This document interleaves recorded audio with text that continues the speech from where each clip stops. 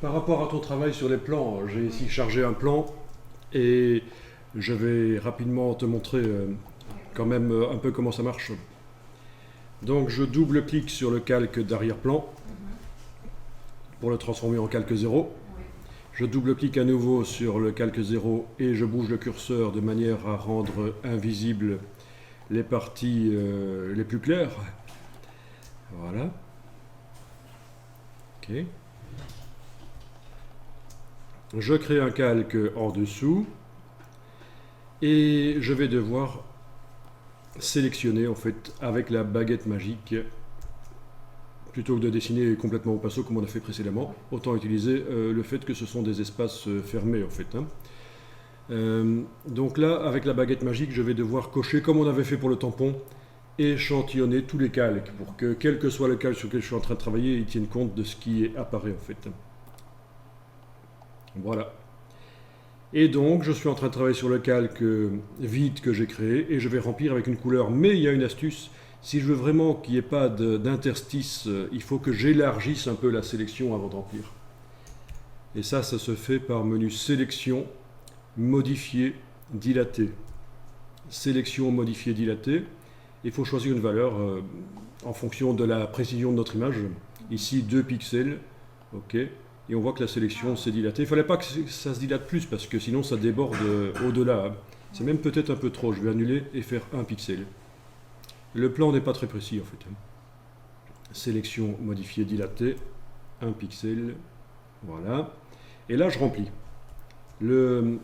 Par édition remplir, raccourci clavier, comme on doit le faire souvent, c'est intéressant de connaître, majuscule, suppression de caractère. Majuscule, suppression de caractère, c'est le raccourci pour édition remplir. Et voilà, on remplit avec la couleur qu'on veut. Voilà. On désélectionne, sélection désélectionnée, j'ai fait CTRL D. Évidemment, il y a juste un petit problème pour le texte ici. J'aurais pu aussi, avant de faire ça, envoyer tous les textes sur un calque à part. Ça aurait été une solution. Par exemple, avec l'outil de recadrage ici, je sélectionne, pas l'outil de sélection rectangulaire, je veux dire, je sélectionne les textes. Ok. Bon, je ne vais pas les faire tous, mais enfin, c'est le principe. On est en train de travailler sur le plan, et je demande d'envoyer tout ce qui est sélectionné, le sortir de là et l'envoyer sur un calque au-dessus. Calque, nouveau, calque par coupé. Calque nouveau, calque par coupé, ça envoie tous les textes sur un calque au-dessus. Ils sont sortis du plan. Mais avant de faire ça, j'aurais dû avoir du blanc dans l'arrière-plan parce qu'en fait, ça m'a remplacé les textes par la couleur bleue là qui était dans la case d'arrière-plan. Oui, quand on fait ça, le trou, il est rempli par la couleur qui est dans l'arrière-plan en fait. Donc, calque, nouveau, calque par coupé. Voilà, ça marche. J'ai bien le texte que j'avais sélectionné sur un calque à part et ah oui, ça a mis de la transparence, c'est parfait, ça marche. La transparence, ça marche aussi. Voilà. Bon, ok. Et donc pendant que je fais les sélections, le calque de texte avec les textes n'est pas affiché en fait. Comme ça, il ne parasite pas la sélection par baguette magique. Sélection, modifier, dilater, 1 pixel.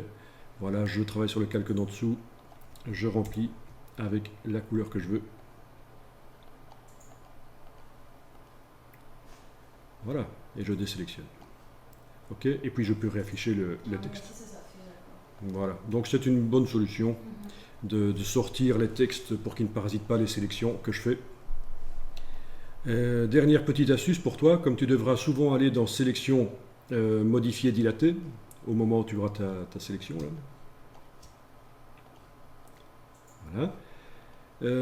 Il n'y a pas de raccourci clavier.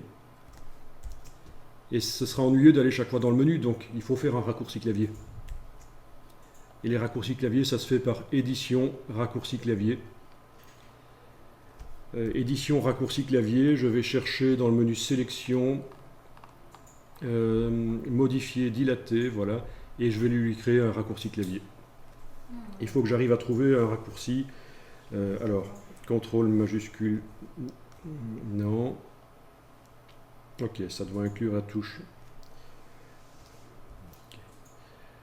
Ok, déjà utilisé. Il faut arriver à trouver un raccourci clavier en appuyant sur les touches CTRL, ALT et majuscule, enfin une des autres, plus une touche F, oui, qui n'est pas déjà utilisée, et ce n'est pas évident,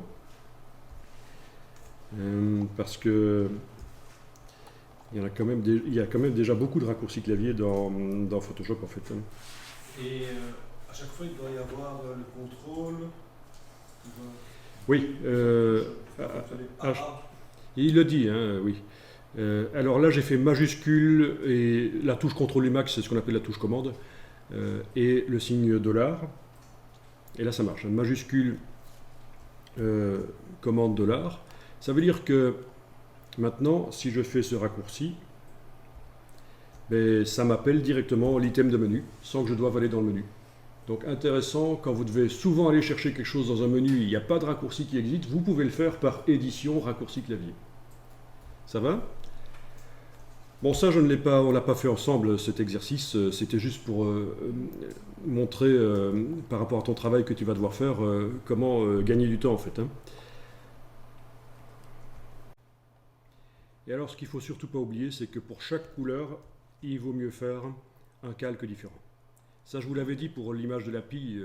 Quand vous colorisez comme ça un dessin, chaque fois que vous avez une couleur, voire même un objet différent, ça peut être la même couleur, mais un objet différent, il vaut mieux faire un calque différent.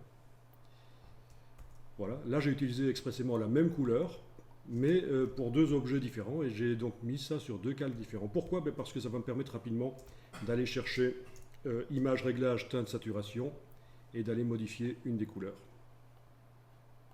ou l'autre. Voire même mettre des dégradés ou des textures, comme on a fait précédemment pour la pie. Voilà. D'où l'intérêt vraiment de séparer un maximum les choses quand on peut.